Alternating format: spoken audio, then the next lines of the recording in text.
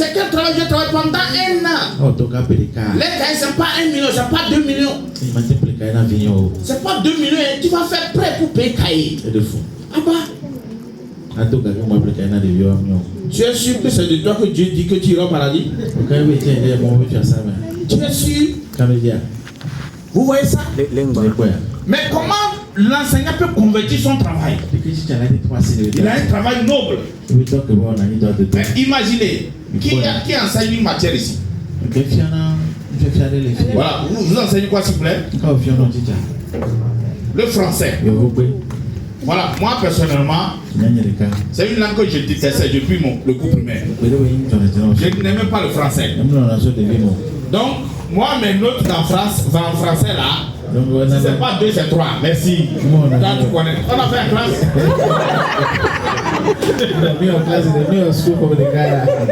Parce que là, on dit de mettre le, on met là.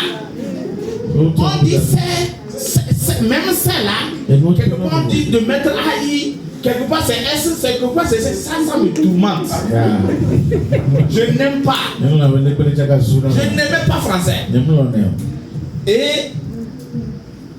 Et puis, ce que je n'aimais pas aussi en français, quand toi tu dis là, le français peut transformer ça sur toi. Il dit que Hitler, avant de bombarder les choses là, il avait dit donc toi, si là, peut-être c'est pour bombarder ça.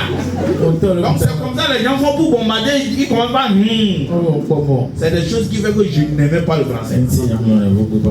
Le français, moi, je prenais ça comme travail de légué. Je n'aimais pas.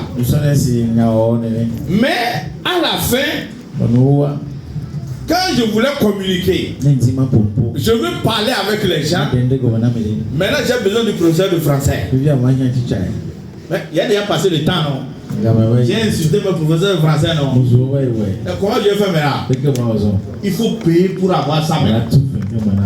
Vous voyez ça? Supposons qu'il y a quelqu'un aussi qui déteste le français comme moi. Ou bien vous avez vu que, en tant que professeur de français, vous avez vu que il y a la dictée, beaucoup de personnes n'arrivent pas à avoir de bonnes notes dedans. La rédaction ou bien une matière d'une classe d'examen. Et puis vous vous dites que vous allez aider les enfants à réviser. Comment faire pour avoir une bonne note? Et vous avez commencé sur TikTok. Au début, vous répétez les gens gratuitement. C'est pourquoi les riches travaillent gratuitement et les pauvres travaillent pour l'argent. Je vais expliquer. Donc, quand vous commencez par enseigner, première année, les gens commençaient par mettre sous vous.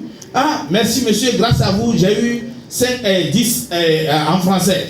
Grâce à vous, j'ai eu 20 en français. J'ai eu 3, j'ai eu 4, j'ai eu. Et les gens ne commencent pas à vous féliciter en commentaire. Quand vous voyez dans le commentaire, on félicite là. Qu'est-ce que tu fais? On ne te demande pas, mais tu t'abonnes. Vrai ou vrai? Et il y a des gens, jusqu'à les parents ne commencent pas à féliciter les gens.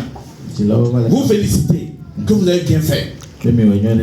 Et à un moment donné, pendant 2 ans, 3 ans, l'effectif de votre... les abonnés deviennent élevés. Et vous avez fait la répétition. Il y a beaucoup de personnes qui ont encore eu des moyens en français. Et maintenant, vous avez dit que vous allez convertir ça 200. 1 heure, 200. Est-ce que les gens vont faire? Je suis... Les gens vont faire, ils vont payer 200.